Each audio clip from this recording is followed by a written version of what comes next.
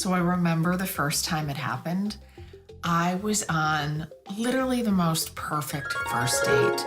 And I was trying to seem really knowledgeable and like I knew a lot of things about a lot of things. And then it happened. The topic of movies came up. And then he started throwing the classics at me. He's like, oh, have you seen Casablanca? Have you seen North by Northwest? And, I said, yeah, I probably have. Maybe a few years ago. It's probably been a little bit of time. But yeah, I definitely think I've seen those. I realize now that that was lying. And the years passed and the lie sort of began to weigh on me. The burden of it, I felt really guilty about it. But I thought maybe I could just take it to my grave, like people do. But then 7 years later, the lie, it resurfaced. I got into this conversation with my film critic friend and the guy that I was on the date with 7 years earlier, and we got to talking about the best movie twists of all time. And then Tim, my cinephiliac friend, looks around the table and is like, well, I think we can all agree that Rosebud is an obvious choice. And it all came rushing towards me. The lie, everything that I had said years before, but I hate spoilers and I didn't want to know. I only had moments to act. And with shock and horror, I looked around the room and I was like, wait, don't tell me, I haven't seen it. And then my shock and horror was only met by their shock and horror as they looked across the table at me and were like, Care, how have you never seen Citizen Kane? Tune in to alternate ending.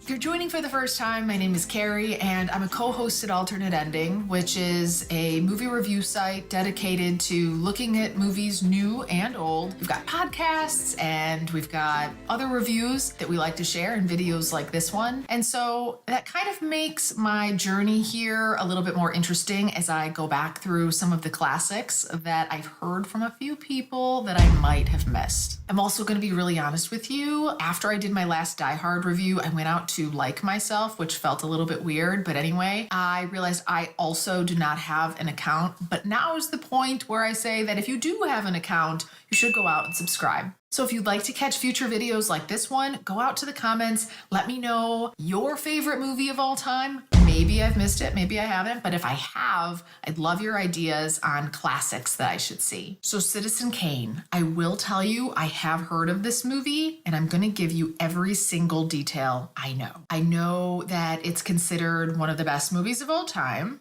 I also know that it stars Orson Wells, who I vowed that I would never watch ever again after the Other Side of the Wind debacle. And last, based on what I do know, I am assuming that Rosebud is part of the twist. So I'm thinking maybe Rosebud is a horse, maybe a killer horse, maybe a horse that kills Orson Wells. That's where I'm at right now. Let's dive in.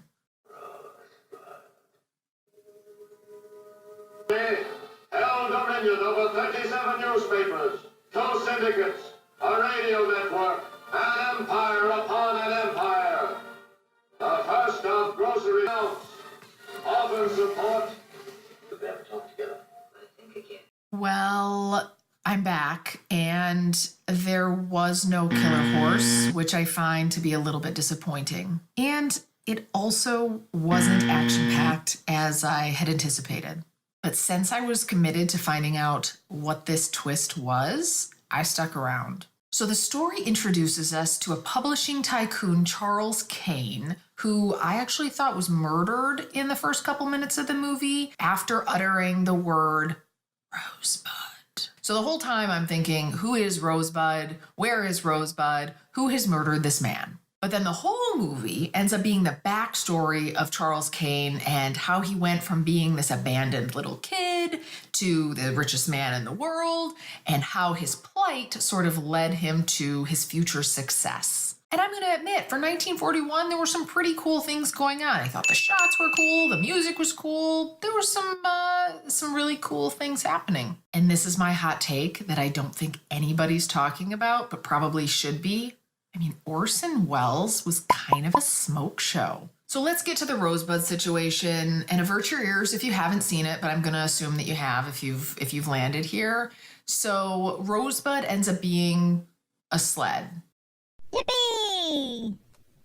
I was very disappointed by this twist. It was just a sled. Again, the whole time I'm thinking he's been murdered. The whole time I'm looking for the horse. And it all comes down to the theory that he, one, wasn't murdered. He was just dying. And two, he, on his dying breath, was basically saying that he only cared about something in his life that he had when he was a child and had nothing at all. If he had been murdered by the sled, or, the sled had run into him, or somebody was riding on the sled and had also murdered him, I think I would have been a little bit more on board with that. So even though Citizen Kane was not everything that I expected and hoped for, I enjoyed it. I thought it was good. I'd recommend it to other people. Do I think it's the best movie of all time, Indiana Jones level? Probably no, but I get why it's a classic. I get why people like it. Okay, guys, so next episode is coming to you from a comment on my last video for Die Hard from Kevin, who said to me, "Care, how have you never seen High Fidelity?"